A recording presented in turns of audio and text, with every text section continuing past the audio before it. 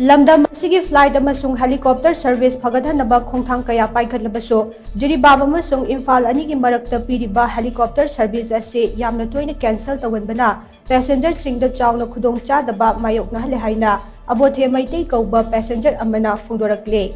hiram asigi matangda paumi singa unaba amada mahakna makhatana hai haukiba chahi kumja lising ani kulumdoi me thadagi makhagi lambi da chathok chasin tawbada Khudong Chadaba kaya asigi yengnaga miyamgi oinadi helicopter service ase yamna maru oiba ama oide adubu maram amata pidana khudakta cancel torokpa asina miyamda Chaona Khudong Chadaba Mayoknahalle atopa pambai ama thibiduna passenger singi Khudong Chanaba honabibagi mahutta khudakta cancel tawre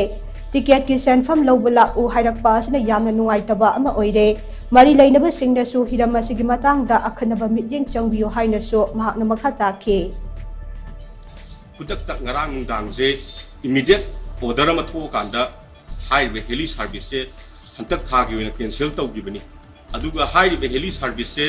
cancel tawgibi maram je ina hangbuda moina harakpaje counter dagi board ki mali haibam di hari aina thamjani wafam di asuk lugraba hanana payment tawrakanda miyang gi sathoksin gi miyang gi ni haina leigraba miyang gi ni haina singraba arrangement adugu board ki damakta